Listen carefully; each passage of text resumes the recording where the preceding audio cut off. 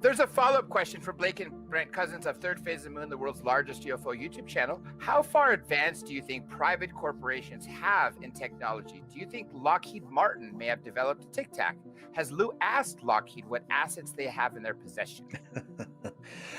Wow. That's a really good question. Let me answer this way. Have we asked? Yes. I'm not going to tell you what the answer is because part of that answer requires approval from certain organizations and military contractors, and I'm not at liberty to answer on their behalf. I've made it very clear what I said, and I went right up to that line by saying, when I was asked, do I think that the U.S. government is in possession of this exotic material? And I said yes, and I stand by that. But at this point, I really can't elaborate much more beyond that, only because this is still unfolding. And what we don't want to do is, I mean, the truth be told, the last thing we want to do is to scare the gopher to go back into its hole. It's just now poking its head out of the hole, and we're trying to coax it, saying it's okay to come out, it's okay to have this conversation. So, what I don't want to do is preemptively say something that all of a sudden forces the gopher to go back underground for the next 70 years. I got the final question from Third Phase of Moon. How far advanced do you think the U.S. government or private corporation are in advanced tech that the public is not aware of? The B-1 bomber was classified for 40 years until the public was aware of it. Yeah, I mean, there's a lot of advanced tech. I'm not going to go into it right now. That's certainly not my place to do that. But the U.S. government and other countries are always trying to maintain a competitive advantage over their adversaries, and we should. I think that's money well spent. We have a tremendous amount of advanced technology in this country. Now, if you're asking the question of if that was a derivative of some sort of UAP, the answer to that would be, unfortunately, that type of vehicle would be very, very advanced, and it should be no surprise that if let me give you an example. It's a bit like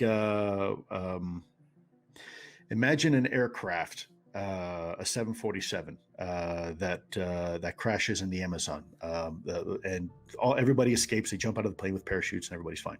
But the plane crashes, and a indigenous group of people from the Amazon who've never seen human beings outside of their own little, if you will, village, come across bits and pieces of this aircraft. And they find glass from the cockpit, and they pick it up, and they realize that glass can be used to skin the meat from their kill much easier, right? So they reverse engineer the glass, and they're using it now as a tool to cut skin away from the meat, right? That's not the intended purpose of the glass, right? And there's no way they're going to recognize that, how to rebuild a 747 in the middle of the Amazon. But it doesn't mean that there isn't bits and pieces that can be picked up and certain things gleaned from that. I'm not saying that's necessarily the case. I'm not going to speak on behalf of our government what it has or has not done. But that's probably a better analogy when answering that question. Do we have the skill sets needed to even study and investigate something like that? Well, we're now beginning to realize that the physics probably lies within the realm of quantum physics. We still don't understand it very well. So there's probably a lot more we need to learn before we could figure out how to reverse engineer something like that. The example you said with Amazon, I'm going to steal the example that Bob Lazar said. Take this iPhone, drop it in the wagon trail days. They can have an unlimited budget. They wouldn't come close to even figuring out what it is, let alone powering it up.